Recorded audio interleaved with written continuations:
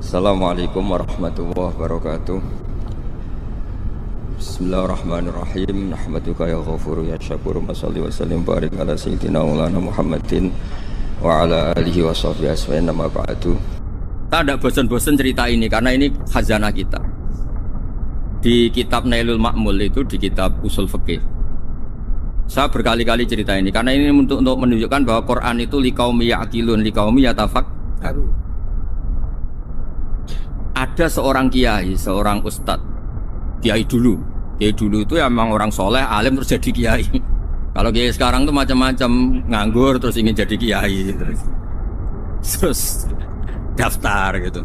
Ada lowongan di yayasan, masuk ingin jadi ustadz karena dengar ada gajinya. Dulu tuh ada seperti itu udah. Makanya dulu tuh kalau ustadz kiai pasti soleh karena dia alim terus ingin orang lain tuh mendapat ilmunya. Kalau sekarang nggak ada yayasan sehat, guru gajinya sekian. Yang nggak ingin jadi ustadz tuh daftar karena ada gaji. Apalagi ada kabar, ada gaji, ada mes, ada wah yang daftar banyak. Tapi mentalnya ada kiai sebetulnya. Ya kalau sampean tanya itu baik dah Gus, ya setengah baik. Ya maksudnya setengah baik ya ada baik ngajar itu kan baik. Tapi setengah saja karena motifnya itu nyari gaji, bukan ingin mencerdaskan umatnya Rasulullah SAW. Itu Imam Amudi itu guru matematika. Saya nggak bosan-bosan cerita ini. Guru matematika. Muridnya sampai takut ini masuk surga ndak. Kiai kok ndak ngajarin istighosa atau tahlil malah ngajarin apa? Matematika. Beliau meninggal terus muridnya tanya, "Ma fa'alallahu bik?" Kira-kira gitu. Apa yang dilakukan Allah? Allah nyambut Anda gimana? Terus kata Imam Amudi, bagus saya disuruh ngajar malaikat. Karena malaikat kan tidak pernah kayak anak bagi gini ngaji gini. Malaikat tuh tidak pernah ngaji, dia iman saja karena tahu surga, tahu neraka terus iman gitu aja.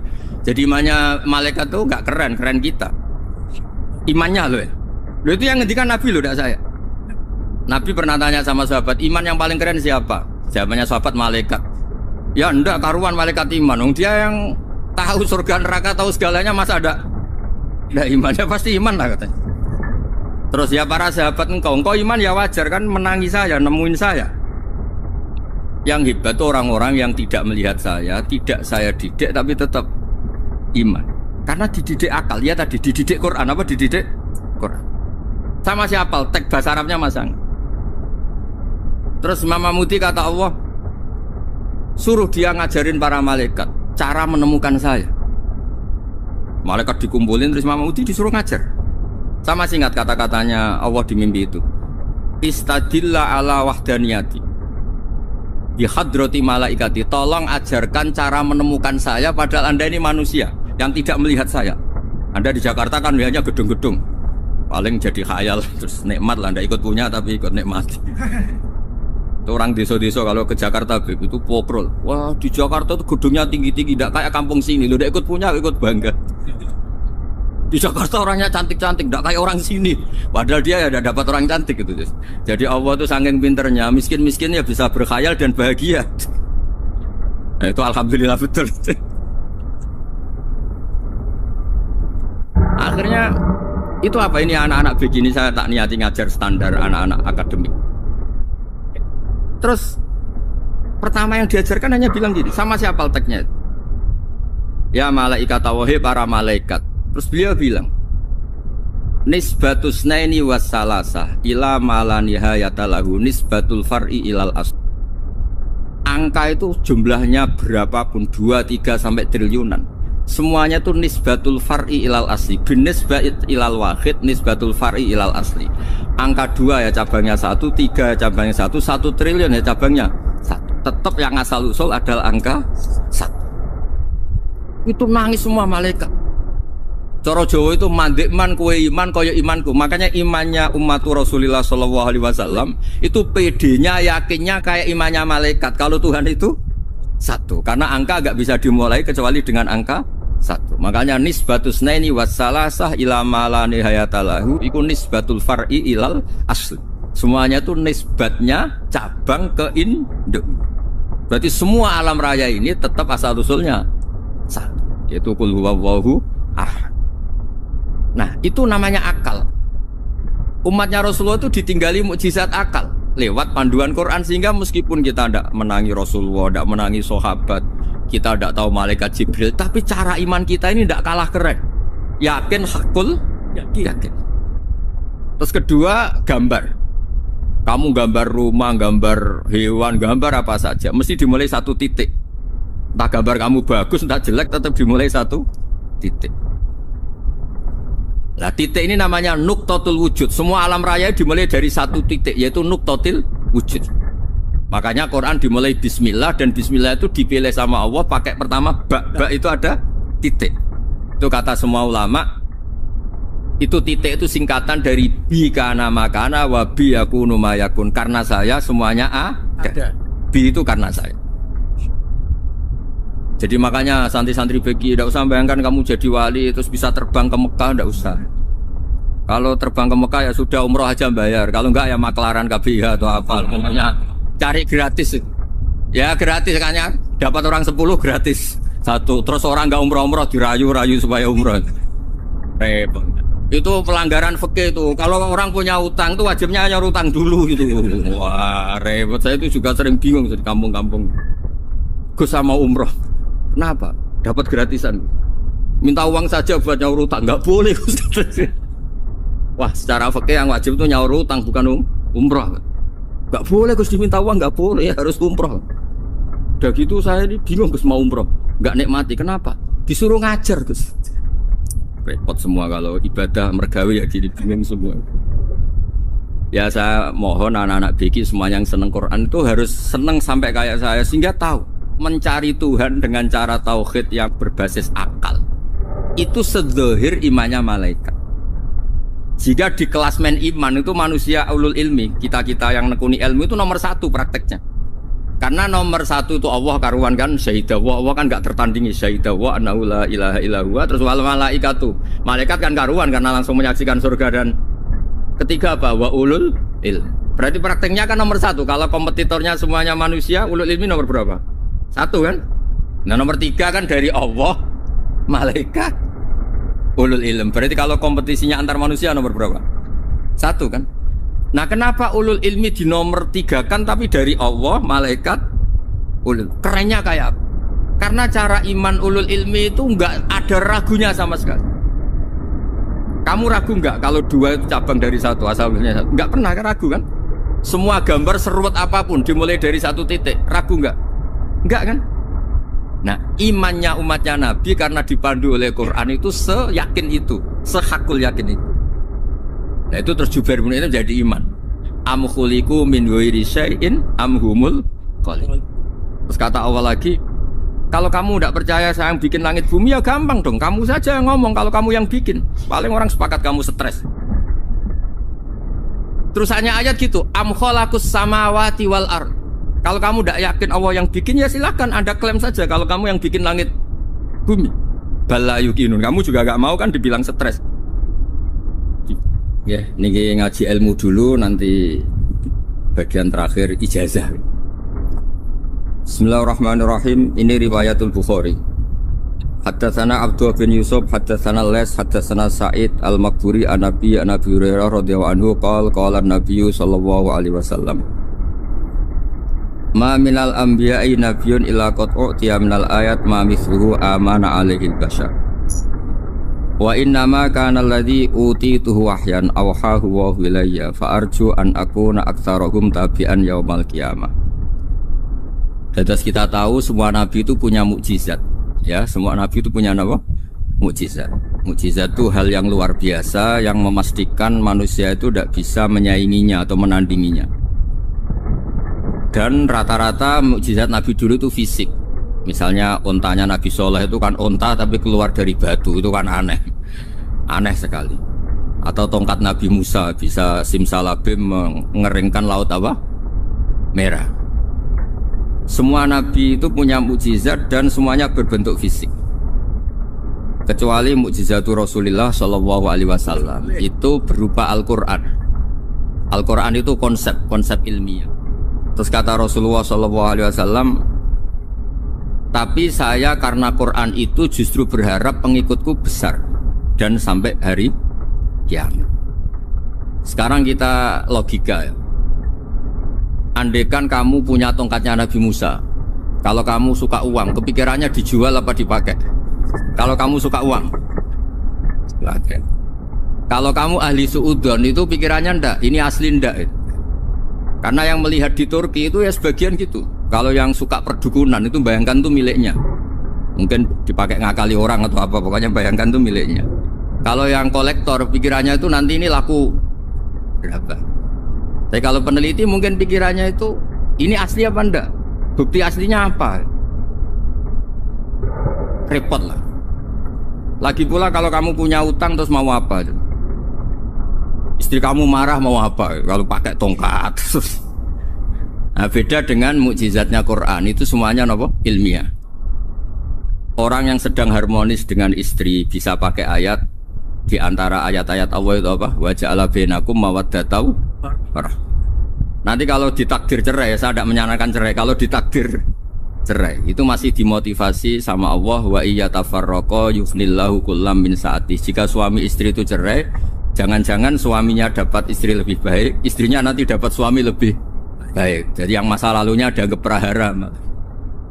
Kan banyak orang suaminya meninggal ketika nikah lagi ditanya, kangen sama suami pertama, alhamdulillah ini lebih baik.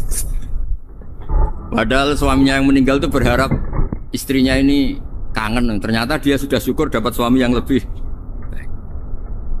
Jadi Quran itu menunggui kita ila yaumil qiyamah. Kita tidak bunuh diri, itu ya barokahnya Quran. Karena problem apapun kita dinasihati apa sabar, apa dinasihati sabar.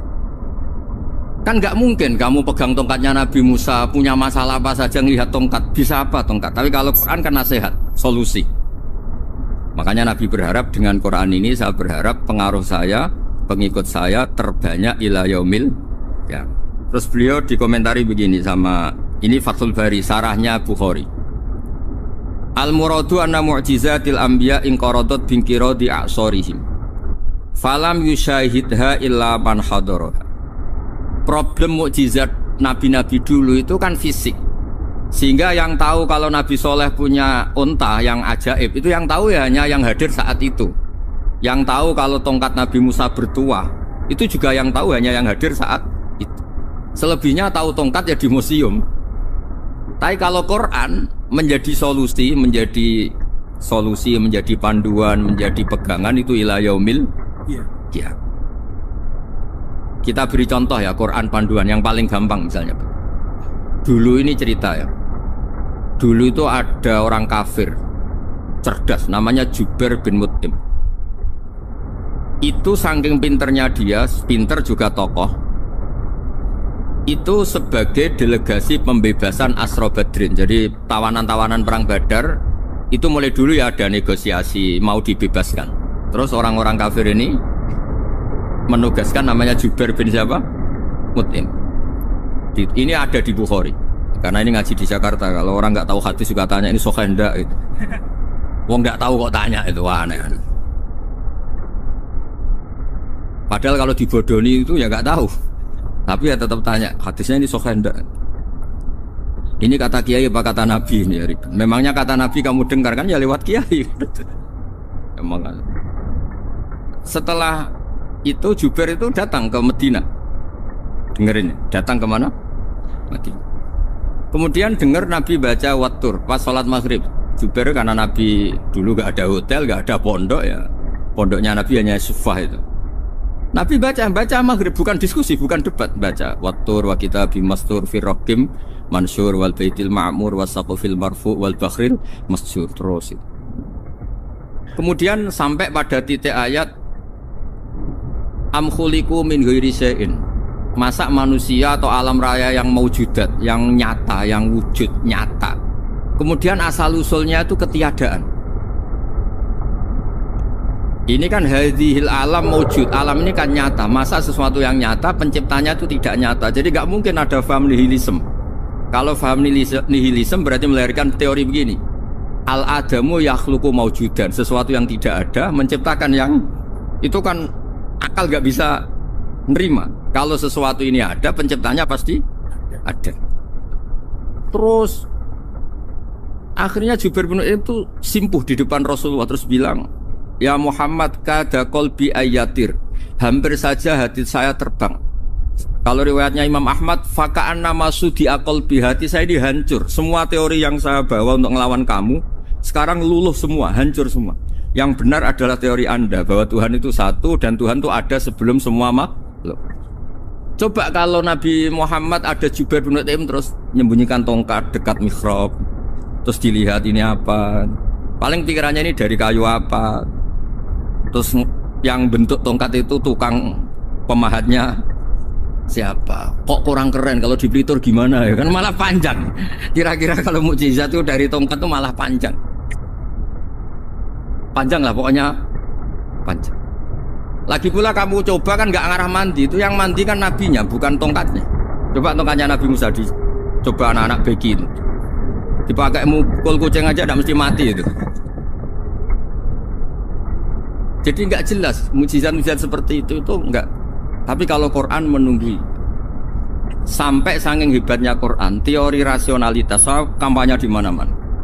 Tingkat validitas, tingkat kebenaran Quran itu bahkan bisa diuji tanpa membuktikan. Tanpa apa? Cukup pakai akal. Ya, terus saya teruskan. Fala yamurru terus al-murad anna mu'jizatil anbiya in qaradat bi qidari a'sam satu wa mu'jizatul Qur'an mustamirratun ila yaumil qiyamah wa kharquhu lil adat fi uslubihi wa balaghatihi wa ikhbarihi bil maghibat. Terus kata ini yang ngarang Fathul Bari sarahnya Imam Bukhari. Fala yamurru asrun minal a'sar illa wa yadharu fihi syai'un mimma akhbaru bi annahu sayakun yadullu ala sihhati da'wa. Wa hadza aqwal muhtamilah. Wa takmiluhu fil ladzi ba'da. Wa qilani ya. Al makna anal mu'jizat al madiyah kanat khissiyatan tusyahadu bil absar kana qati sholeh wa asa Musa. Mukjizatnya nabi-nabi dulu itu hanya penyembuh, hanya pelengkap, hanya nuruti keinginan mata. Seperti dahsyatnya apa? Laut Merah di sebelah apa dipukul sama tongkatnya Nabi siapa? Itu semuanya itu hanya memanjakan mata. Urusan mata. Terus wow itu. Tapi kalau mukjizatnya Nabi Muhammad itu berdasar akal. Maksudnya berdasar akal nih dengerin ya. Dengerin betul. Ketika Laut Merah terus tersibak kan wow itu keren kan? Terus kita bilang menyimpulkan, wah kita tidak akan mampu. Itu bodoh sekali kesimpulan kita tidak akan mampu. Meskipun bikin nyamuk Anda juga tidak mampu. Loh untuk memutuskan tidak mampu saja kok sampai pertunjukan seperti itu tuh laopo, cek goblok gitu. Nah kalau kita karena umat yang pinter untuk memaksa kita nggak mampu, Allah bilang Inna wa la yastahi ayadriba mathalam ma ba'ud. Kita melihat nyamuk langsung berkesimpulan tidak mampu. Saya berkali-kali cerita nyamuk itu sudah kecil, masih punya urat, uratnya kayak apa? Masih punya kuman, kumannya seberapa? Ya enggak? Nyamuk itu kecil, punya organ tubuhnya punya urat.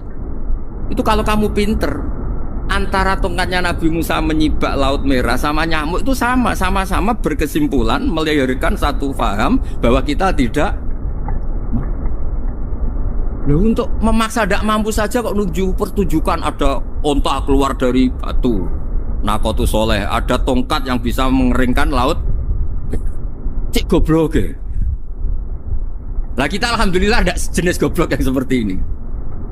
Untuk ikrar bahwa Allah itu hebat ala kulli syai'in, cukup lihat nyamuk, kagum kan?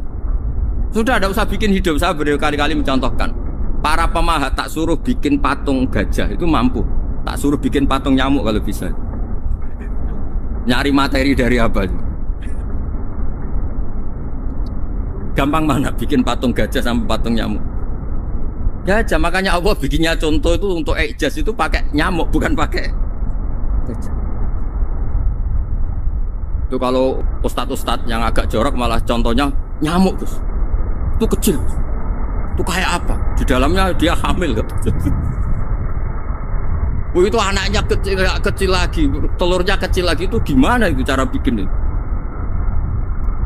Makanya di sini ini ada kitab Itqan, itu komentarnya itu lucu. Ini kitab Al-Itqan karangannya Imam Suyuti. Ini persis komentar saya tadi yang Kata Imam Suyuti, pengarang kitab Itqan, wa ya imma khissiyah wa imma aqliyah. Jadi mukjizat itu ada yang fisik, bisa dilihat indra, panca indra, bisa dilihat akal.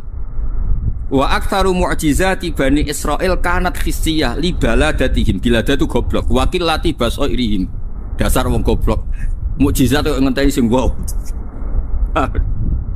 Maksudnya dasar untuk ngakui Allah hebat saja kok nunggu hal-hal yang seperti itu gitu. Paham kan? Mergo likil latin apa aklihim. Wa aksaru mu'jizati hadil ummah akliyatun li farati dzakaihim wa kamali afwahihim. Dan mukjizatnya umat ini semuanya berdasar akal karena sudah cerdas. Jadi andekan kita melihat tongkatnya Nabi Musa menyibak Laut Merah dengan melihat nyamuk, kesimpulan kita sama-sama wow, sama-sama keren, sama-sama memastikan kita tidak mampu. Makanya terus Quran menerangkan ya wa ma min dabatin fil ardi wala ta'iri yatiru bi janahihi illa umamun amsalukum. Jadi keseharian kita lihat burung kok terbang. Itu sudah ayatun min ayatillah. Paham ya? Dados niki itu bangga ditunggoni napa Quran, nggih ditunggoni napa Quran. Wa mu'jizatul Quran tusyahadu bil basirah fayakunu mayattabi'u li ajlihi aksar. Terus li annal ladzi yusyahadu bi aini ra'si yang qaridu bingkiradi musyahidi. Sesuatu yang tampilan dahsyatnya itu disaksikan mata, maka itu bisa habis. Era tongkat Nabi Musa seperti itu habis enggak? Bisa mengeringkan Laut Merah, habis kan? Tapi era mukjizatnya Quran ila yaumil qiyamah. Ya contoh sosial, saya kembali lagi ke sosial. Kamu punya teman awet atau punya istri awet, itu konsepnya ya wal kadhiminal ghaidh, agak gampang tersinggung. Coba kalau kamu setiap tersinggung putus, setiap tersinggung habis, kamu tidak punya teman, tidak punya istri. Sampai kita awet seperti ini, kalau kecewa ya wal kadhiminal ghaidh, ngempet. Termasuk saya ini, biasanya ngaji khusus terus baca gini ya kecewa. Tapi barokahnya diwarai Quran wal kadhiminal ghaidh, ngempet Gus, ngempet. Terus kecewa sama teman, kenapa tidak putus? Karena wal afina aninna, sudah kalau kecewa maafkan. Coba kalau kita kecewa presiden demo, kecewa menteri demo, kecewa orang tua minggat, ya kalau dicari, kalau tidak kan malu. Saya itu punya teman tak tanya, kecewa Gus sama bapak itu, kenapa tidak minggat? Malu. Kenapa malu? Takut gak dicari. Itu orang tuh paling malu itu kalau keluar dari rumah nggak di. Saya punya teman lagi, saya ini takut mati Gus. Kenapa? Takut istri saya tidak nangis Gus. Itu kematian terburuk itu kalau mati tahu istrinya ada nangis. Oh, itu malu betul itu. Makanya jangan mati. Pokoknya pastikan orang sekeliling ada nangis itu baru berani mati. Kalau enggak jangan. Ya jadi mukjizatnya Nabi itu luar biasa. Nah ini terus saya teruskan ya. Makanya mukjizat terbesarnya Nabi adalah Al-Quran.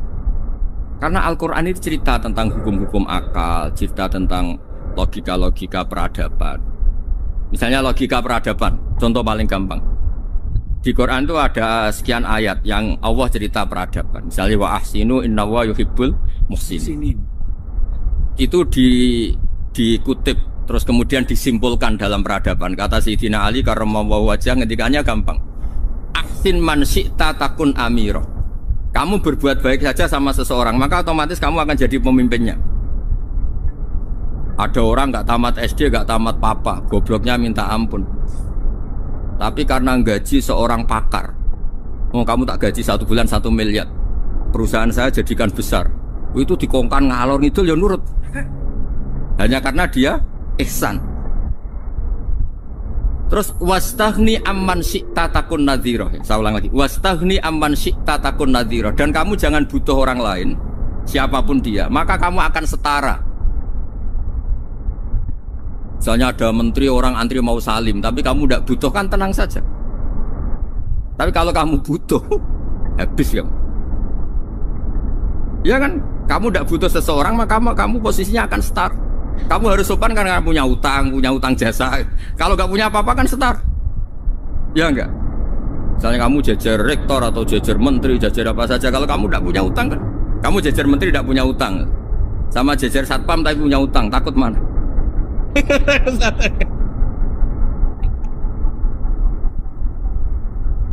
Kalau butuh itu mesti kalah kan? Ada pejabat misalnya nggak begitu cantik sama perempuan cantik yang kamu butuh ingin dicintai, takut mak. Padahal nggak jelas orang ini pangkatnya apa. Jadi dalam hukum sosial itu kata Sidin Ali, wastahni aman syi'ta takun nadhira. Kamu jangan butuh seseorang maka kamu akan setara.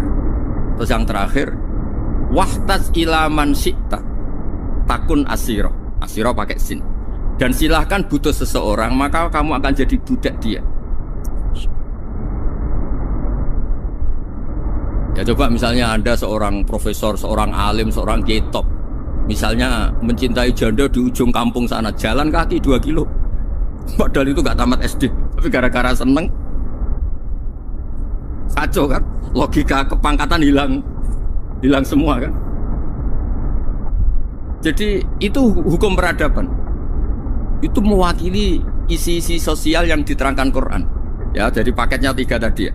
Ahsin man syi'ta takun amiro. Kamu berbuat baik sama seseorang maka kamu bisa memimpin. Wastahni amman syi'ta takun nadhira. Kamu jangan butuh seseorang maka kamu akan setara. Kok kamu ketemu orang terkaya di dunia, ya ketemu orang terkaya di dunia, kamu jejer, kamu tidak butuh dia, tenang kan, bisa setara kan? Tapi kalau butuh harus sopan, ngajukan proposal, harus berakhlak karimah. Makanya sekarang Anda kok berakhlak kenapa? Ternyata mau nyalek. Biasanya Anda berakhlak kok berakhlak. Ada apa ini? Makanya guyonan di Rembang itu Beb Husein itu. Kalau ada orang mendadak sopan sama temannya, temannya curiga, kok tumben sopan, mau utang ya?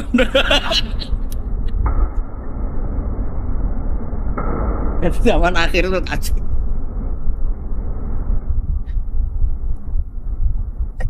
Ya di semua daerah gitu ya sama Pak Rektor ya. Kalau ada teman biasanya nggak sopan kok sopan, itu temannya curiga. Ini Pak Rektor UI ikut kasih. Kok tumben sopan, ada apa ya? Karena di mana-mana orang butuh itu pasti beretika. Kamu punya teman paling berdua, kalau mau utang berakhlak gak? Atau misalnya kamu punya adik cantik terus punya teman berdua, kalau cinta adik kamu berakhlak gak? Biasanya nggak sama sekali gak berakhlak. Gara-gara butuh menjadi berakhlak. Ya jadi hukum sosial itu ya kuncinya 3 tadi. Ahsin man syi'ta takun amira. Wastahni amman syi'ta takun nadhira. Terus wahtas ila man syi'ta takun asira. Kalau kamu butuh seseorang pasti kamu dibikin hina. Asir itu tawanan. Nah, Quran itu bicara sosial itu lengkap. Dan itu yang nunggui kita. Kita punya tetangga yang kurang baik, ya seneng. Punya tetangga baik, ya seneng. Kata Imam Syafi'i, saya berkali-kali cerita, kok seneng semua Imam Syafi'i? Ya bagus lah, kalau yang seneng saya enak lah, dijak jagongan, dijak ngopi enak. Yang nggak seneng saya, gak ngarah utang.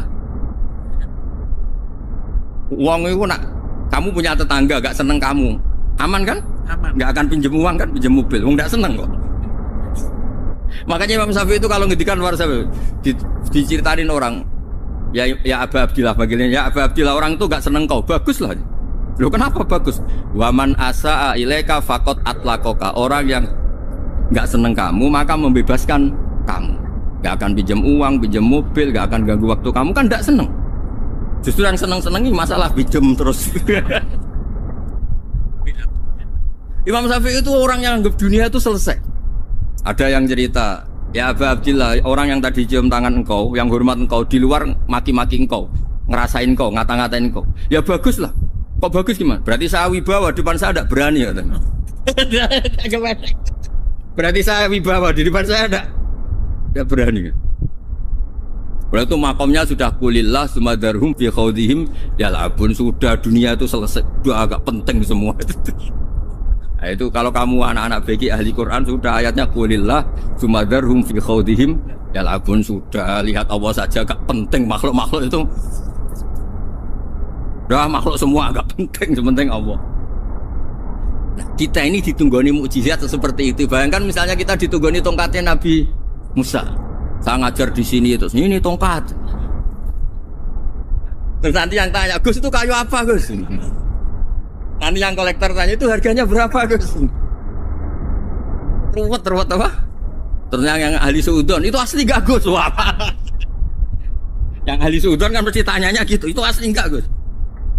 Repot-repot pokoknya. Tapi kalau Quran kan jelas.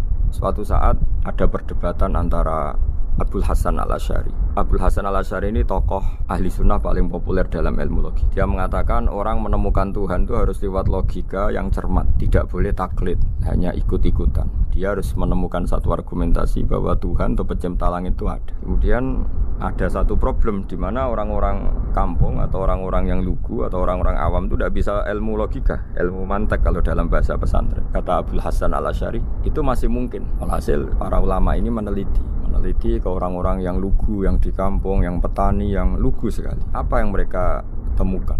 Ternyata mereka punya cara logikanya sendiri untuk menemukan Tuhan, Sang Pencipta. Pernah suatu saat ada seorang petani lugu, biasa menggembala unta, ditanya, "Bima araf tarubbak?" Lalu kamu yang petani ini yang hanya ngurusi sawah, ngurusi ladang, dengan cara apa kamu tahu kalau Tuhan itu ada? Si petani tadi marah besar dan dia mengatakan, "Al-ba'ratu tadullu 'alal ba'ir wa asharul aqdam yadullu 'alal masir." Kata petani tadi, yang namanya ada kotoran unta pasti ada untanya. Yang namanya ada jejak kaki pasti ada yang barusan lewat. Artinya kalau ada makhluk pasti ada pencipta. Ini logika awam yang mudah. Kita tidak mungkin mengatakan bumi ini pencipta, mengatakan matahari pencipta. Kelihatan sekali kebendaannya, kelihatan sekali bahwa bumi matahari tidak punya ikhtiar, tidak punya kekuatan. Kelihatan sekali sifat-sifat kemakhlukannya. Jika benda-benda ini karuan makhluk, pasti menunjukkan bahwa ada penciptanya, ada khaliq. Bismillahirrahmanirrahim. Alhamdulillahirabbil alamin wassalatu wassalamu ala asyrafil mursalin sayyidina Maulana Muhammadin wa ala alihi washabihi ajmain. Amma ba'du. Berikut sebagai muqaddimah bahwa Profesor Zaini Tahlan berkeinginan UI punya tafsir dan terjemah sendiri. Lewat proses yang panjang dan melibatkan tim, diantaranya saya, terbitlah tafsir versi UII juga terjemah versi UII. Di antara ciri khas terjemahan UI adalah bahwa bahasa Arab yang tentu mengandung kesusastraan Arab, balaghah, kemudian ditransfer untuk pembaca Indonesia, sehingga di antara ciri khas terjemahan UI adalah dengan rasa Indonesia dan tentu tidak merubah makna. Berikut beberapa kutipan yang perlu pemirsa atau pendengar tahu. Al-Quran adalah satu kitab suci yang diturunkan kepada Nabi besar Muhammad SAW. Dan di antara ciri Al-Quran adalah menjelaskan kebenaran secara jelas, secara gamblang. Sebagaimana firman Allah, bahwa Rasul adalah Rasulun minallah yatlu suhufam mutahhar. Rasulullah diutus oleh Allah Subhanahu wa taala ketika penduduk Makkah sangat-sangat jauh dari kebenaran. Mereka adalah penyembah berhala yang dikira sebagai Tuhan, dan jumlahnya Tuhan-Tuhan itu banyak sekali. Suatu saat Rasulullah mendakwahkan bahwa Tuhan itu satu dan harus satu. Tapi kata mereka, kenapa Muhammad menjadikan Tuhan satu? Padahal urusan kita banyak, problem kita banyak. Harusnya Tuhan itu juga banyak. Ini yang diceritakan dalam surat Shad, Aja'alal alihata ilaha wahida inna hadza lasyai'un ujab. Bagaimana mungkin urusan kita yang banyak, yang harusnya butuh Tuhan banyak, kemudian menjadi hanya Tuhan satu. Lalu Rasulullah dengan sabar, dengan telaten memberi penjelasan. Dan ini yang disebut al-bayyinah, penjelasan yang sangat jelas, sangat gamblang, sangat rasional. Kata Rasulullah dalam sebuah hadis yang diriwayatkan dalam Musnad Ahmad, teksnya begini: orang-orang yang menyembah selain Allah itu ibarat kama sali rojulin istaro abdan min kholisi malih biwarikin au dhahabin faja'ala ya'malu. Mereka mau bekerja tapi wayu'ti hullatahu ila ghairi sayyidi fa ayyukum sarruhu ayyakuna abduhu kadzalik. Nabi lalu kemudian bikin analogi, wahai masyarakat Mekah, bagaimana kalau anda ini jadi seorang pembantu atau seorang budak lalu punya majikan banyak. dan semua majikan Anda ini punya perintah yang beda-beda, punya selera yang beda-beda. Semuanya atasan Anda, semuanya majikan Anda. Apa Anda senang punya majikan yang banyak? Lalu mereka bilang, wah susah Muhammad kalau kita punya majikan banyak. Tuhan kamu adalah majikan kamu. Bagaimana kalau Tuhan banyak, punya perintah yang beda-beda, punya selera yang beda-beda? Kalian pasti akan kebingungan. Ya sudah Muhammad, normalnya Tuhan itu satu. Sehingga mereka tercerabut dari pemikiran bahwa Tuhan harus banyak. Ini yang dimaksud dalam surat Al-Bayyinah, lam yakunil ladzina kafaru min ahlil kitab wal musyrikina munfakina hatta ta'tiyahumul bayyinah. Bahwa orang-orang kafir, baik kafir ahli kitab maupun kafir musyrik Mekah, mereka tidak pernah terlepas dari sifat kekafirannya, yaitu menuhankan banyak Tuhan, sampai datang sebuah bayinah. Bayinah itu argumentasi kebenaran yang begitu jelas.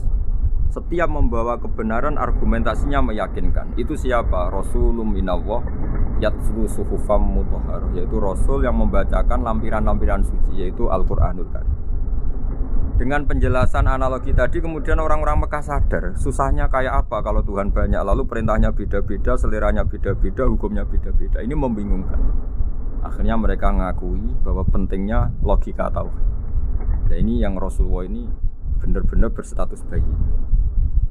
Kemudian analogi betapa buruknya kita saat menyembah selain Tuhan.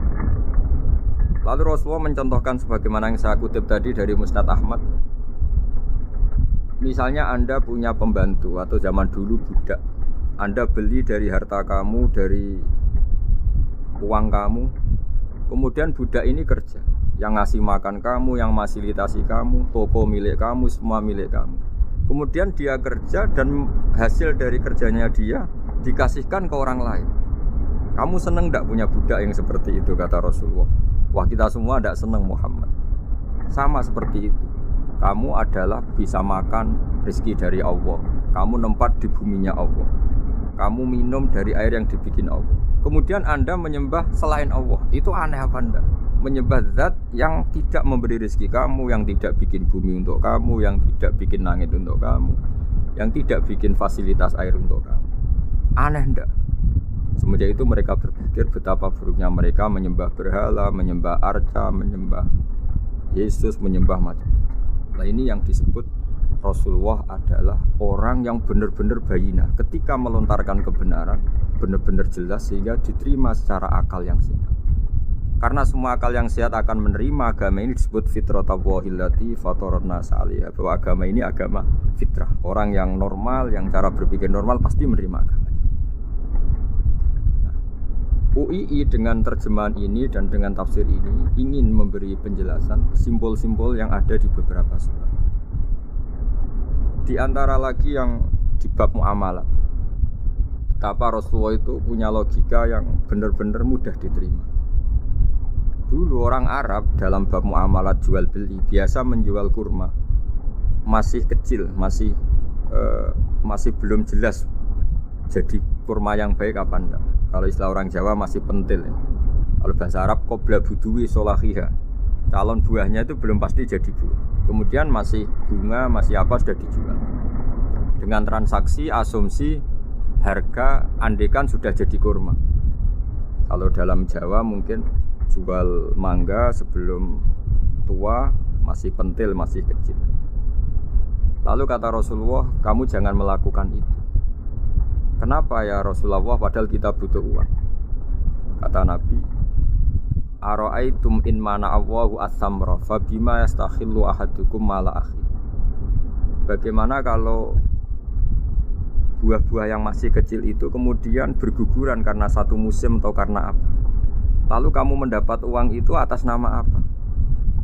Yang dikatakan tijaro adalah muawadhah. Pembeli dapat barang, kamu dapat uang. Lalu kalau barang yang ada enggak menjadi buah yang baik, Anda menerima uang itu atas nama apa? Rasulullah secara haru, secara mengingatkan nurani kita dengan redaksi fabima yastakhillu ahadukum mala akhi. Lalu kamu mendapat uang saudara kamu atas nama apa? Kalau atas nama buah, mereka belum mendapat. Akhirnya ada kesadaran bersama bahwa sebaiknya kita menjual sesuatu itu yang pembeli ya dapat barangnya, yaitu dalam konteks ini buah yang sudah layak dijual, kita dapat uang. Ini lagi-lagi Rasulullah al-bayyinah sekali memberi penjelasan begitu jelas. Ketiga misalnya di bab jinayat, di bab hukum pidana. Rasulullah kalau bikin logika itu begitu jelas, mudah diterima. Misalnya begini, suatu saat Rasulullah bersabda, Al-qatil wal maktul finnar. Orang yang membunuh dan yang dibunuh sama-sama di neraka. Tentu dalam konteks saling bunuh yang dalam kedzaliman. Lalu sahabat janggal, ya Rasulullah, oke lah kalau pembunuh itu masuk neraka. Ini bagaimana mungkin yang dibunuh pun masuk neraka? Rasulullah dengan jelas, dengan bayyinah, dengan hujjah, beliau menjawab, innahu kana harison ala qatli sahibi. Sebetulnya yang terbunuh pun mentalnya pembunuh, karena dia sangat juga ingin membunuh saudaranya. Nasibnya saja yang menjadikan dia terbunuh. Hanya sahabat tahu, oh ya ternyata maktul dalam konteks duel adalah mentalnya qatil juga. Sehingga karena mentalnya qatil dia tetap di neraka, meskipun prakteknya dia menjadi maktul yang terbunuh. Nah ini yang dimaksud oleh Allah, bahwa Rasulullah ini bisa menghilangkan tradisi kemusyrikan, bisa menjungkir balikkan, menghancurkan kemusyrikan, karena Rasulullah bisa menjelaskan secara detail hatta ta'tiyahumul bayyinah. Bayyinah adalah Rasulun minallah yatslu suhufam mutahharah. Jadi ini yang insya Allah sebagai kajian kita, bahwa kita butuh sekian penjelasan untuk mengenang dan membuktikan bahwa Rasulullah adalah benar-benar al-bayyinah. Dari sekian contoh tadi, pendengar bisa tahu betapa agama ini mudah diterima oleh akal. Sehingga di beberapa ayat disebut agama ini liqaumi ya'qilun, liqaumi yatafakkarun. Agama ini bagi kaum yang bisa berpikir. Agama ini bagi kaum yang mau berangan-angan. Dulu untuk menghilangkan kemusyrikan dengan logika kafir Mekah bahwa urusan kita banyak, harus Tuhan banyak, itu panjang sekali. Di antaranya ada ayat yang spesifik tentang itu. Daraballahu mathalan rajulan fihi syuraka'u mutasyakisuna wa rajulan salamal lirrajul hal yastawiyani masalah. Allah membuat satu perumpamaan, yaitu di surat Daraballahu mathalan rajulan fihi syuraka, di surat Zumar ayat 29. Allah membuat satu perumpamaan, bagaimana andaikan Anda jadi seorang pembantu atau asisten, lalu Anda punya majikan banyak yang seleranya beda-beda. Kemudian dibanding misalnya Anda jadi pembantu dengan satu majikan yang akhlaknya baik, komitmennya baik, Anda milih mana? Lalu orang-orang kafir Mekah menjawab, Muhammad tentu kita milih punya majikan satu yang baik. Kalau majikannya banyak kita jadi repot. Lalu mereka kata Rasulullah, ya sudah kalau gitu Tuhan kamu satu saja, jangan banyak, kalau banyak jadi repot. Terus mereka baru tersadar bahwa menuhankan Tuhan banyak itu salah dan resikonya lebih banyak. Ini disebut munfakina hatta ta'tiyahumul bayyinah. Mereka orang-orang musyrik enggak mau tercerabut dari akar kemusyrikannya sampai datang al-bayyinah. Sebuah bukti kebenaran yang begitu jelas, begitu nyata. Siapa kebenaran itu? Rasulun minallah yatslu suhufam mutahharah. Itu Rasulnya Allah yang membaca lampiran-lampiran suci. Lampiran-lampiran suci ini dalam bahasa Arab diikutkan wazan isim maf'ul disebut mushaf. Makanya kitab suci ini ditulis di sohifah. Kalau dalam bahasa Arab lampiran itu sohifah, dijamakkan kata jamaknya suhuf. Kemudian ketika dicetak, dijilid disebut mushaf. Sehingga alhamdulillah UII Universitas Islam Indonesia punya mushaf, punya terjemahan, punya tafsir. Ini diharapkan kita sebagai ulama, sebagai dai, sebagai ustadz bisa warasatul anbiya. Karena kata Rasulullah, al ulama warasatul anbiya. Saya kira demikian supaya pemirsa tahu, pendengar tahu bahwa betapa pentingnya menjelaskan secara bayyinah.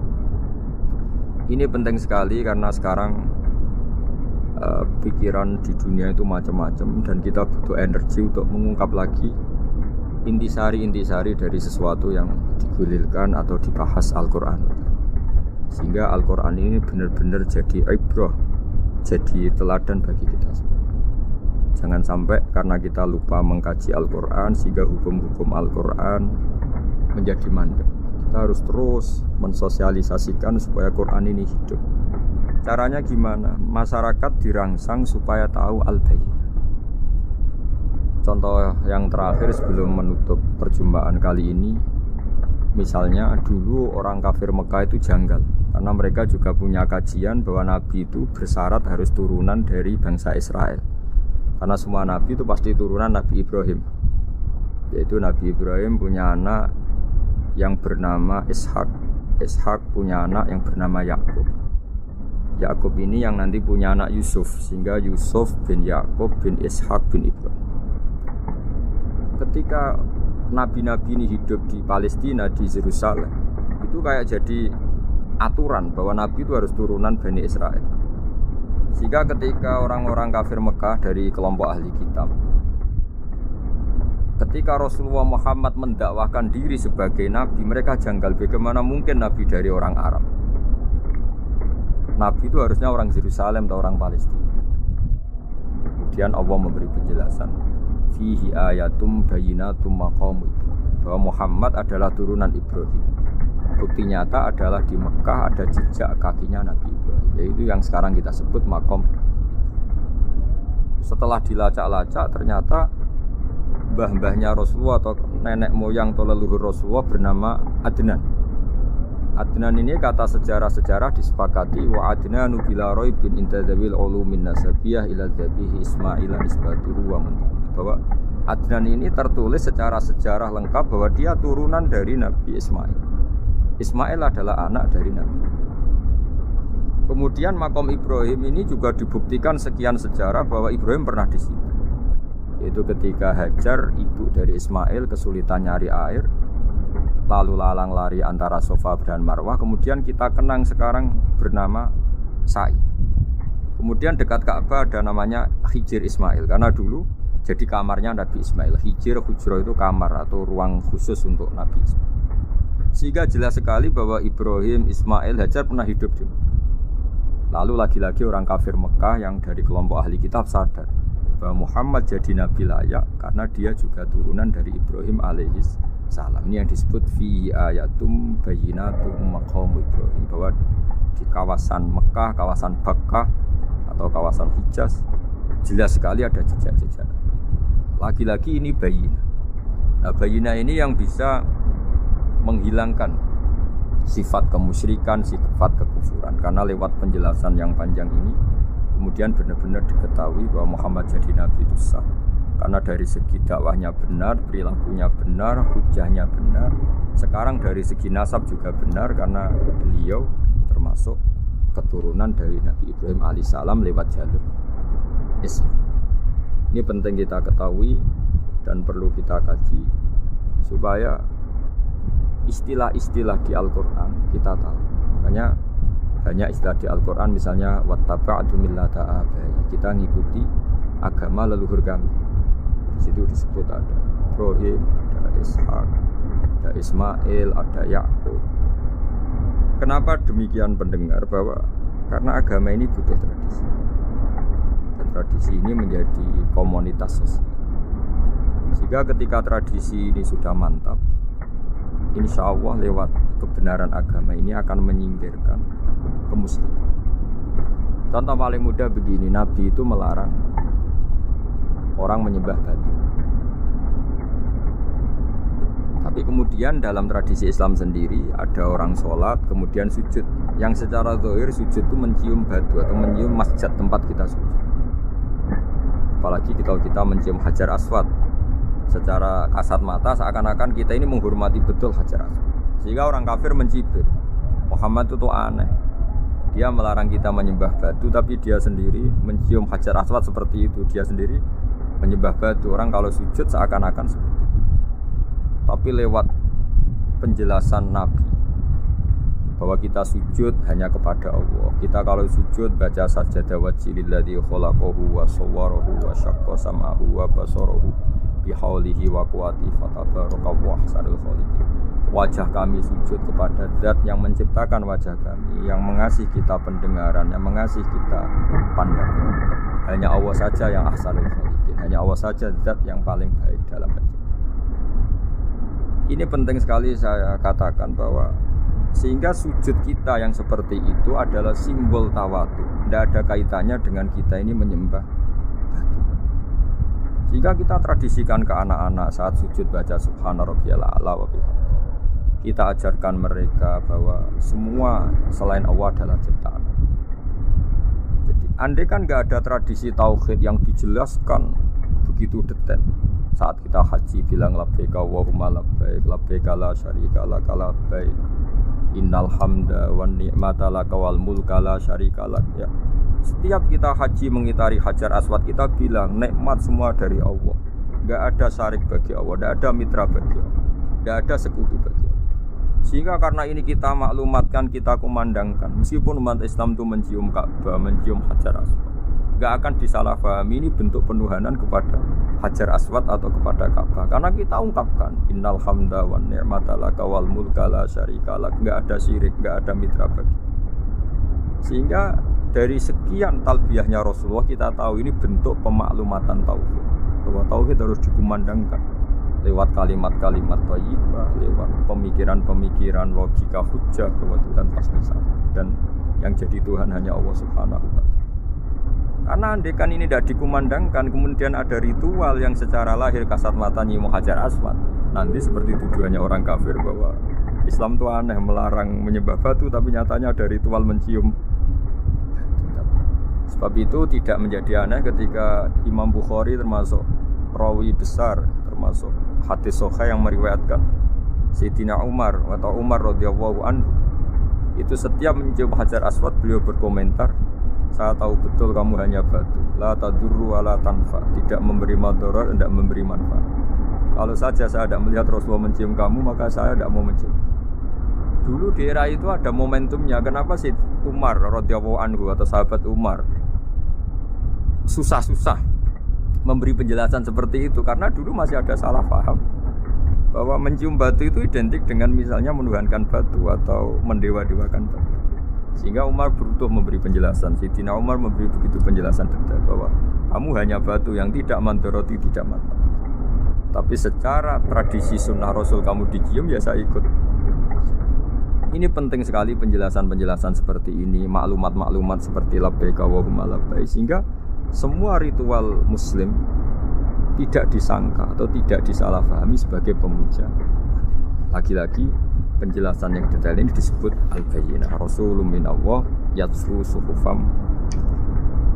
Kemudian ayat berikutnya disebut fiha kutubun qayyimah, bahwa dalam kitab suci Al-Quran itu banyak aturan-aturan atau catatan-catatan yang begitu lurus, begitu benar.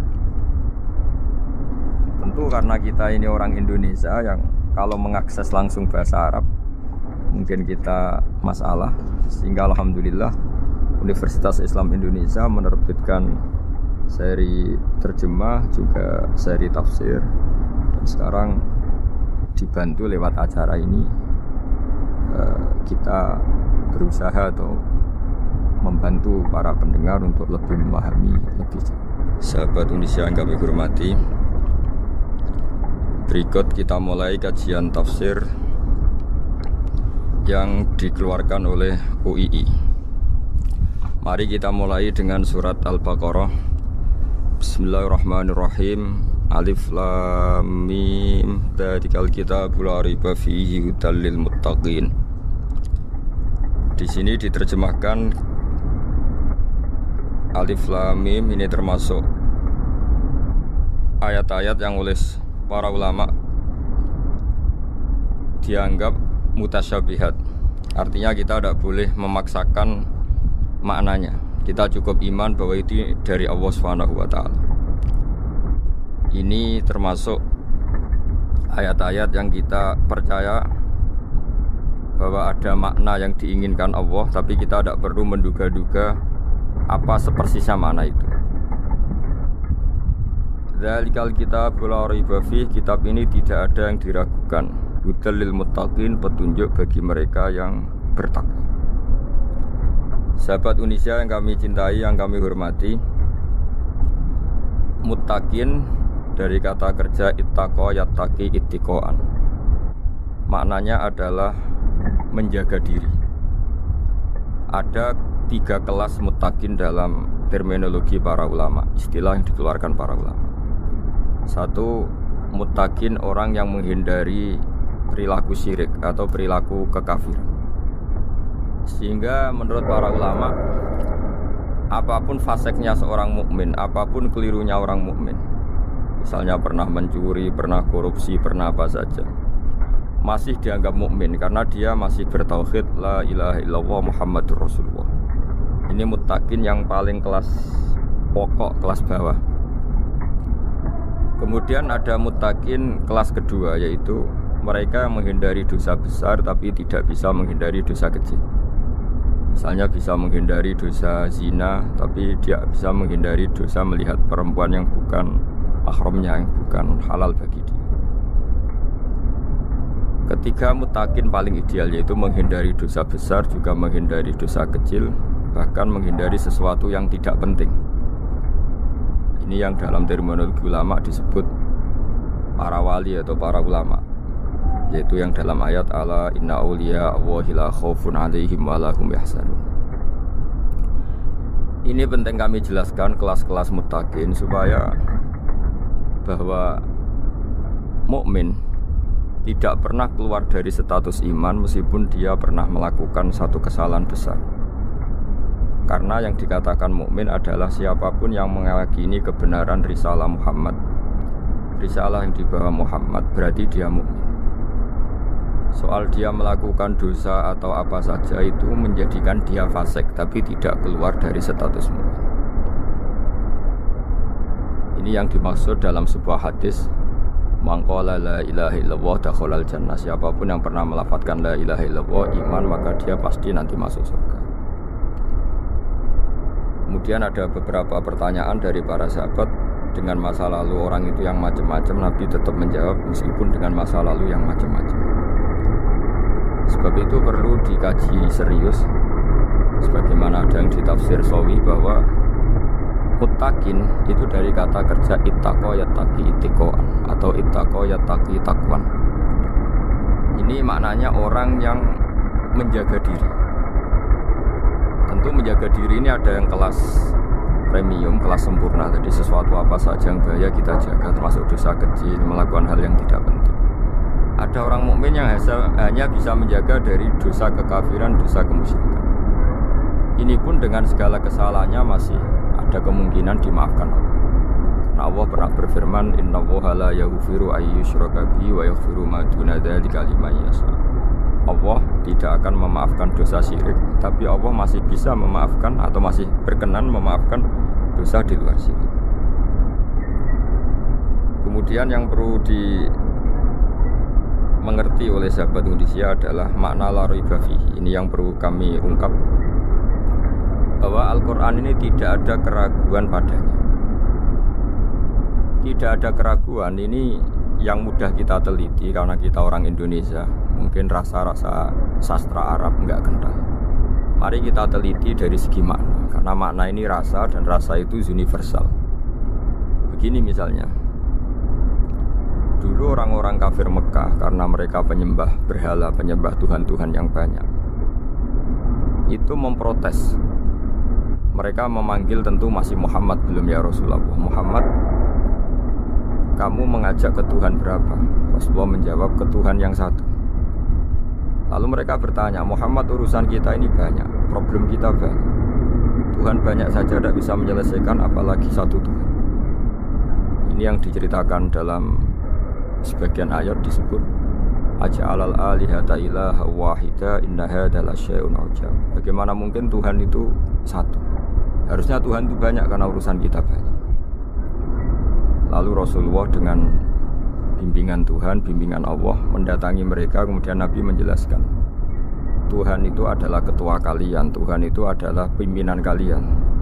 Bagaimana kalau Anda jadi pembantu kemudian punya majikan banyak, punya penguasa banyak, punya tuan banyak. Kemudian semua tuan-tuan Anda ini memerintahkan Anda dengan perintah yang beda-beda.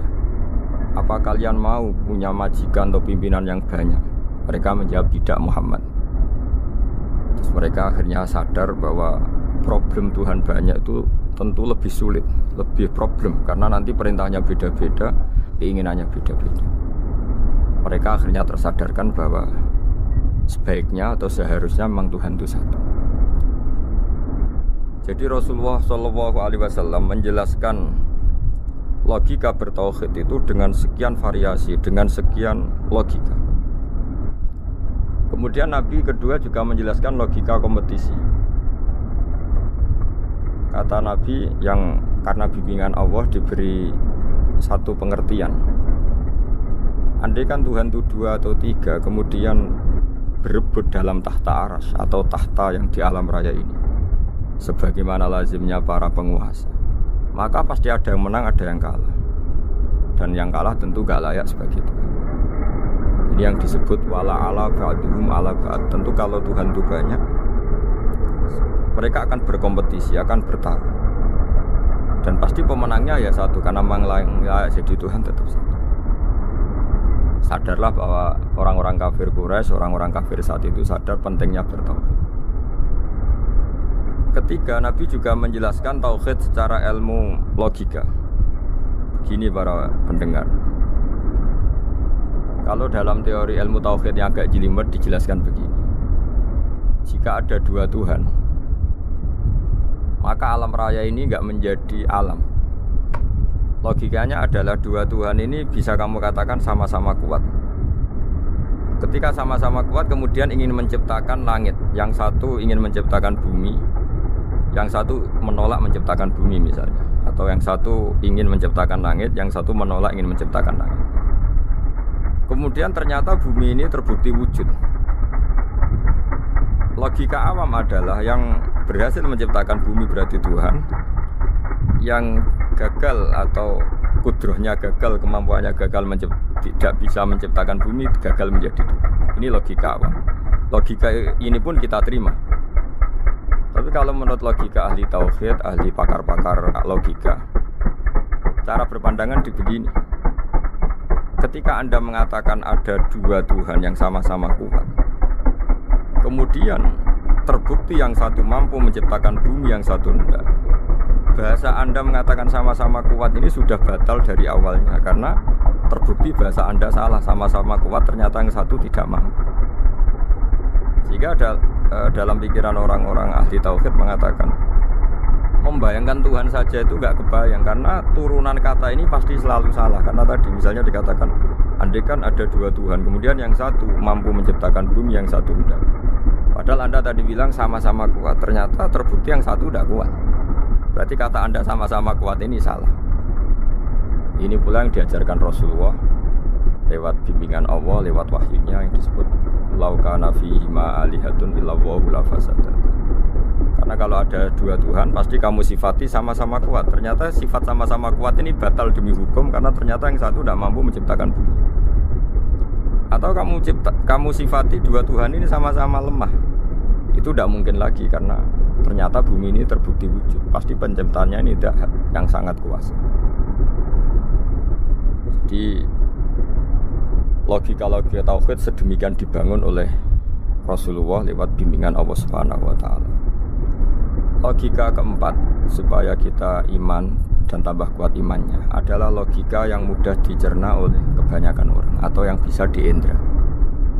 Begini misalnya dalam sebuah ayat di surat Al-Kahfi, kemudian di awal surat Al-Ahqaf, kemudian di sebagian surat At-Tur ada penjelasan begini. Ketika Rasulullah mengajak manusia menyembah Allah, kemudian orang-orang kafir tanya, lalu Tuhan kamu siapa Muhammad? Tuhan saya adalah Allah menciptakan langit bumi. Terus mereka berandai-andai, ada Lata, ada Uzza, ada Manat, ada Hubal.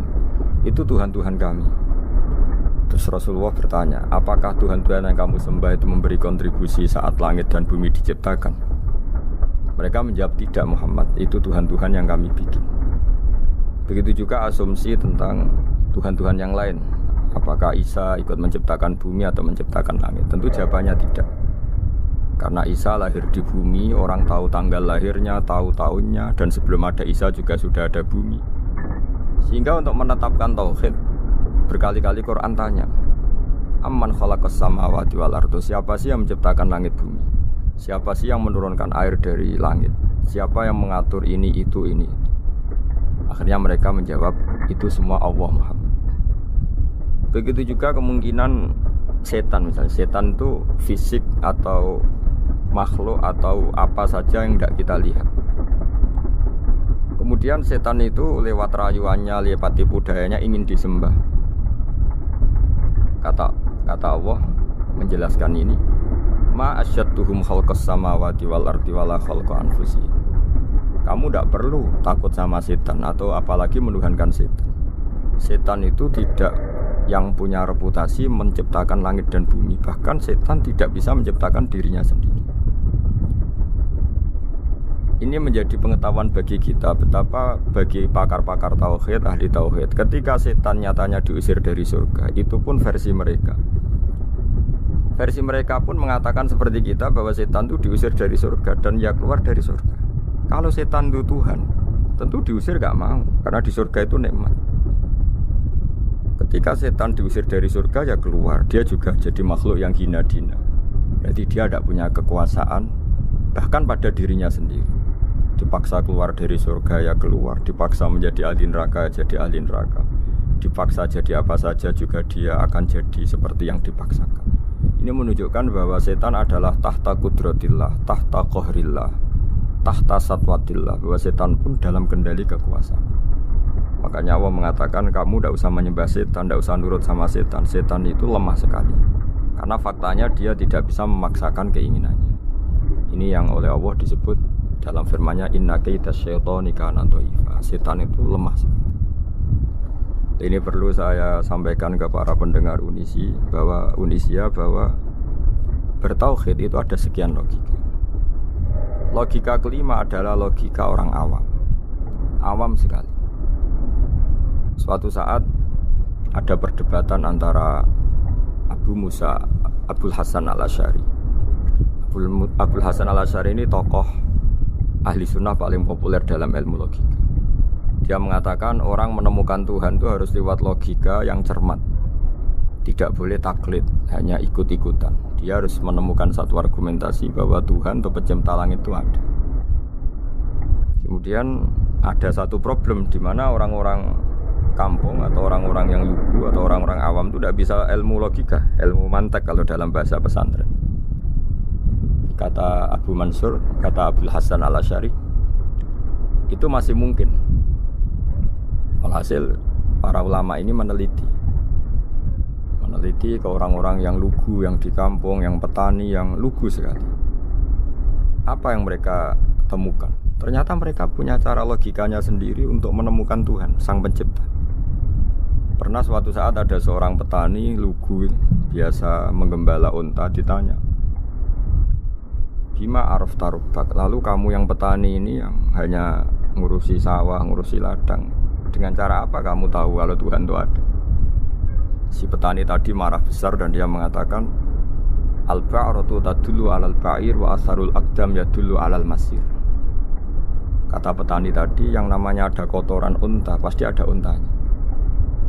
Yang namanya ada jejak kaki, pasti ada yang barusan lewat.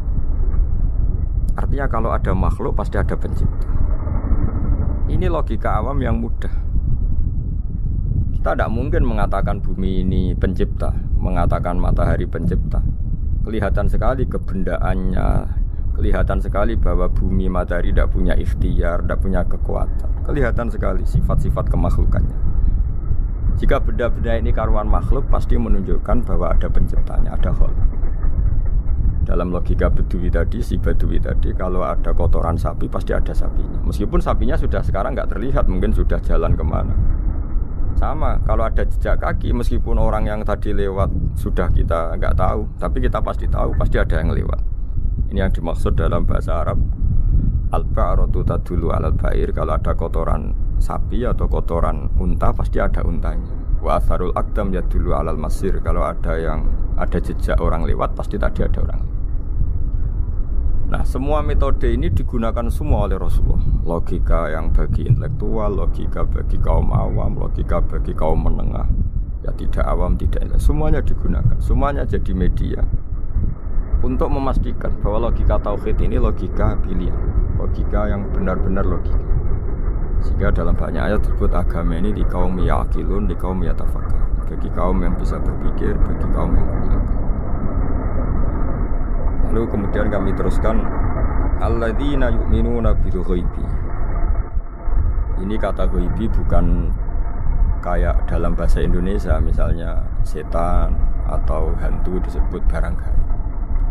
Kata ghaibi dalam bahasa Arab adalah perbandingan atau lawan kata dari al-musyahad yang bisa disaksikan langsung lewat indera. Kita orang mukmin iman bahwa surga ada, padahal kita tidak pernah melihat surga. Kita mukmin iman bahwa neraka ada, padahal kita belum pernah melihat neraka. Ini sesuatu yang maghoba anil absor, yang mata kita tidak melihat, fisik kita tidak menyentuh. Kita pun iman. Asal sesuatu itu mansus ya, dikatakan secara eksplisit oleh Quran dan hadis. Kalau dalam bahasa usul fikih disebut al-mansus. Ciri mukmin diantaranya adalah yang paling pokok alladzina yu'minuna bil ghaibi. Iman dengan sesuatu yang enggak kelihatan. Lalu kemudian para ulama cara pandang beda-beda. Bedanya bukan karena mereka bertentangan enggak, tapi ini menurut kelas rasa yang berbeda-beda. Bagi orang-orang sufi, Allah itu tidak bisa dikatakan al-ghaib, sesuatu yang enggak kelihatan. Karena Allah itu begitu jelas, az-zahir. Kata orang sufi, Allah itu zahir. Begitu juga dalam Asmaul Husna disebut Allah itu az-zahir, begitu jelas. Karena orang yang akalnya mapan, hatinya mapan, melihat satu lemari yang bagus, pasti langsung mensifati bahwa pembuatnya adalah orang yang hebat. Orang yang melihat mobil mewah atau pesawat yang canggih, pasti kepikiran pertama adalah pasti pembuatnya canggih. Sehingga eksistensi pembuat pesawat itu adalah orang hebat, itu langsung tertanam ketika melihat pesawat itu hebat. Bagaimana mungkin seseorang ragu akan kehebatan pembuat pesawat ketika melihat detail-detail pesawat? Pasti langsung kepikiran kalau pembuatnya itu hebat. Memutuskan bahwa pembuat pesawat hebat itu tidak harus ketemu yang membuat, juga tidak harus melihat. Tapi akal kita pasti meyakini pembuatnya itu hebat. Berarti keputusan menyimpulkan bahwa pembuatnya hebat adalah az-zahir begitu jelas. Begitu juga langit dan bumi, matahari semuanya tertata rapi. Air dengan fungsi manfaat yang sebegitu hebat, oksigen, semua tanaman, buah-buahan. Meskipun kita tidak pernah melihat Tuhan, tapi akal kita, nurani kita pasti berkeyakinan dan tahu betul pasti pembuatnya itu zat yang super hebat, super bijaksana. Sehingga dalam kategori ini Allah tidak bisa dikatakan sesuatu yang enggak tersentuh, yang enggak terjangkau. Allah itu az-zahir begitu jelas. Sehingga di antara Asmaul Husna disebut az-zahir. Sebab itu saya menganjurkan atau saya punya saran bahwa alladzina yu'minuna bil ghaibi itu contoh paling mudah itu kayak surga, kayak neraka. Kalau Allah sendiri itu az-zahir, mudah diketahui. Karena tadi orang yang melihat pesawat canggih pasti saat itu juga berkeyakinan dan itu pasti benar, pasti pembuatnya juga canggih. Nah, di sini disebut alam raya ini ayat, semuanya itu bukti kekuasaan. Dalam syair-syair orang sufi masyhur sekali itu wa fi kulli syai'in lahu ayatun yadullu ala annahul wahidu. Setiap sesuatu kejadian di alam raya adalah bukti keesaan Allah, bukti eksistensi Allah Subhanahu wa taala. Sehingga dalam satu kisah, normalnya orang itu paling tahu itu dengan dirinya sendiri, karena dia adalah dia. Tapi kalau Imam Sibawayh, seorang pakar nahwu, mengatakan a'raful ma'arif Allah, di alam raya ini yang paling mudah dikenali itu ya Allah, pencipta. Karena andai kan kita sendirian di hutan, kemudian kita mulai punya akal, kita mungkin tidak tahu diri kita ini siapa. Tapi setidaknya kita langsung menyimpulkan bahwa kita tidak bisa menciptakan diri kita sendiri. Ketika kita berkesimpulan tidak bisa menciptakan diri kita sendiri, pasti kita terus berkesimpulan ada di luar kita yang menciptakan kita. Nah, sebab itu kenapa sifat mencipta ini yang pertama kali dikenalkan oleh Allah kepada nabinya untuk dikenalkan kepada umat. Yaitu disebut Iqra bismi rabbikal ladzi khalaq. Muhammad, bacalah dengan nama Tuhanmu. Sifat Tuhan yang paling mudah dikenali oleh siapapun adalah sifat pencipta. Karena ketika seseorang yakin dia lahir sudah ada bumi, dia lahir sudah ada langit, dia pasti akan tahu bahwa dia ada penciptanya. Sehingga paling mudah mensifati Allah atau mensifati Tuhan adalah bismi rabbikal ladzi khalaq. Terus kemudian di antara ciri orang baik adalah wa yuqimunas shalat. Kemudian beriman kepada yang gaib, menegakkan sholat. Kata menegakkan adalah dari kata menjaga aturan-aturan atau sesuai aturan-aturan salat. Kita tahu dalam salat ini ada beberapa syarat yang harus dipenuhi. Misalnya harus wudu, harus suci di tempat yang suci. Terus ada syarat-syarat dalam internal sholat, dia harus baca Fatihah, harus tumakninah, macam-macam.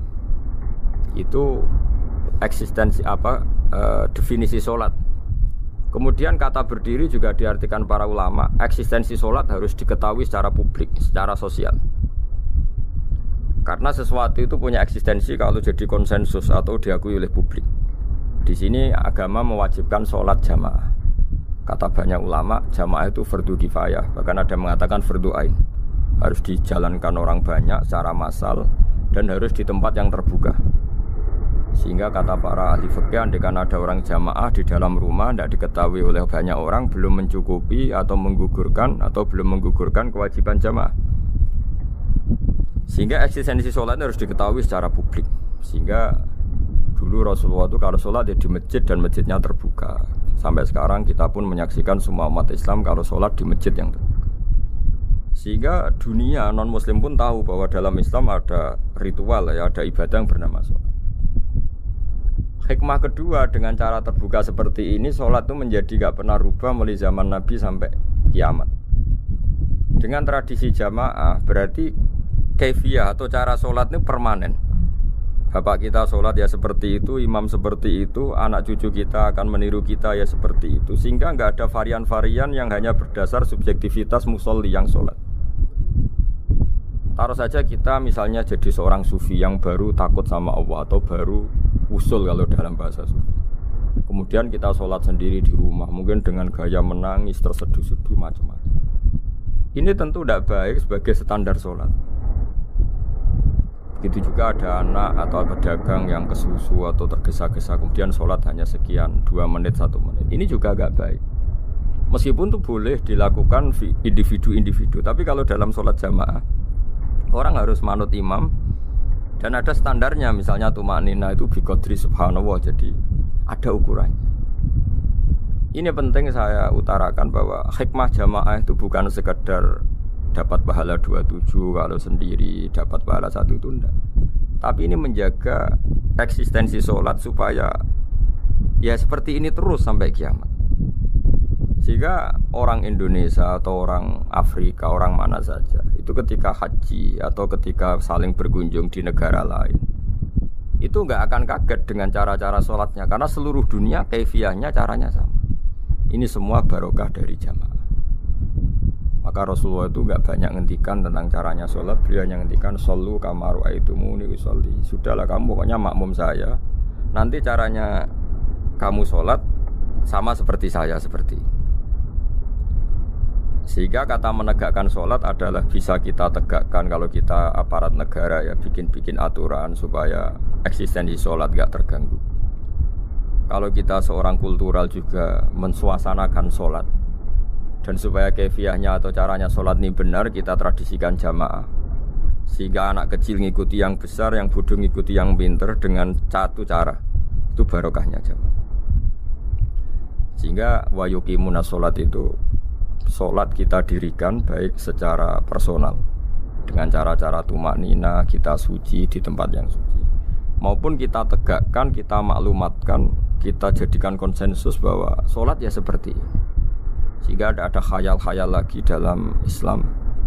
Misalnya nyuwun sewu ada aliran yang mengatakan Ya kalau Tuhan itu kan enggak bebas arah, bebas tempat. Dulu pernah ada orang sesat sholat sampai 4 rakaat 4 arah, alasannya Tuhan itu tanpa arah. Enggak akan terjadi seperti itu. Karena ijma'nya umat Islam, konsensus umat Islam akan menolak faham yang seperti itu. Jadi saya mohon sekali, ini pentingnya jamaah. Dengan jamaah maka caranya sholat, cara meyakini madhab kiblat dan sebagainya terjaga ila yaumil qiyamah, sampai hari kiamat. Terus sifatnya orang mukmin lagi, wa mimma razaqnahum yunfikun, dan menafkahkan sebagian rezeki yang kami berikan. Ya ini termasuk zakat, sedekah. Jadi ada sebuah riwayat mengatakan inna fil mali haqqon, harta itu ada haknya, yaitu zakat. Tapi ada juga saran inna fil mali haqqon siwa zakat, di luar keharusan zakat juga ada hak-hak kita untuk memberikan sebagian rezeki kita. Taruh saja misalnya saya punya uang 10 juta. Secara nisab zakat belum sampai 1 nisab, karena 1 nisab itu sama dengan nilai 84 gram emas. Itu kalau diuangkan, kalau 500.000 ya sekitar 42 juta. Tapi kita sebelum punya 1 nisab pun tetap ada keharusan mengeluarkan sebagian. Yaitu tentu dalam fikih kita wajib mengeluarkan uang untuk anak kita, untuk istri kita. Itu yang wajib-wajib. Kemudian ada sosial, kita nyumbang masjid, nyumbang yatim piatu, macam-macam. Sehingga kata para ulama, ciri utama mukmin diantaranya adalah melakukan zakat, baik zakat yang fardu maupun zakat yang sunat. Karena kata zakat itu dimaknai fardu, sebetulnya definisi para ahli fikih untuk membedakan zakat yang wajib dengan sedekah. Tapi sebetulnya zaman dulu enggak ada seperti itu. Zakat itu maknanya membersihkan harta. Sedekah dari kata sedekah bukti benarnya iman. Jadi sedekah dari kata dari kosakata sedekah yasduqu sidqan, sesuatu yang membuktikan kita loyal itu disebut sedekah. Kita nikah, mas kawin di bahasa Arab kan sedekah, dari kata sedekah juga. Kita bukti iman, loyal, kita sedekah. Bukti bahwa kita teman akrab disebut siddiq atau sodik. Kalau dalam bahasa Arab teman namanya juga sodik, karena cara bertemanan secara benar, secara loyal. Sehingga wa mimma razaqnahum yunfikun ini ya memasukkan zakat yang dalam terminologi fikih, yaitu zakat yang zakat al-wajibah, atau zakat yang dengan makna lughat, yaitu ya artinya asal membersihkan harta kita, entah lewat zakat, sedekah, hadiah kepada orang-orang yang kita hormati, semuanya juga masuk dalam definisi zakat atau wa mimma razaqnahum yunfikun. Kemudian sifat terakhir dari orang muttaqin adalah walladzina yu'minuna bima unzila ilaika wa ma unzila min qablika bil akhirati hum yuqinun ulaika ala hudam mir rabbihim wa ulaika humul muflihun. Di sini diterjemah mereka yang beriman kepada kitab yang kami turunkan kepadamu dan yang diturunkan sebelum kamu. Ini kata yang diturunkan sebelum kamu penting sekali, karena ciri utama Nabi adalah dia tidak pernah beda dengan Nabi sebelumnya. Karena kebenaran tauhid pasti tunggal. Nabi-nabi dulu pasti mengajarkan tauhid, hanya menyembah Allah. Gak mungkin nabi berikutnya kemudian bikin ajaran baru dalam tauhid. Sehingga andaikan semua kitab Injil, Taurat itu masih versi yang orisinil, pasti gak ada yang beda dengan Quran. Karena ciri utama kebenaran adalah iman dengan Quran dan iman kepada kitab yang diturunkan sebelum Al-Quran. Wabil akhiratihum yuqinun, mereka juga yakin akan datangnya hari akhir. Itu bisa disebut yaumul ba'ats. Terus ketika semua kriteria itu terpenuhi, baru ulaika ala hudam mir rabbihim wa ulaika humul muflihun. Mereka itulah yang berada pada petunjuk Allah dan merekalah orang-orang yang berbahagia. Para pendengar sahabat Indonesia, semoga kajian ini bermanfaat. Dan ini mulai ayat 1 sampai 5 dalam surat Al-Baqarah, yaitu surat yang dalam tartibnya mushaf nomor 2 setelah Fatihah. Jadi kalau dalam ulumul Quran disebut ada surat yang berdasar nuzulul Quran, yaitu surat Iqra, kemudian Mudaththir. Ada urutan surat yang berdasar tartibul mushaf, yaitu yang kita punyai sekarang, yaitu Fatihah, terus Baqarah dan seterusnya. Dan urutan-urutan ini pun sesuai petunjuk Rasulullah SAW. Saya kira demikian. Mohon maaf atas semua kesalahan. Wassalamualaikum warahmatullahi wabarakatuh.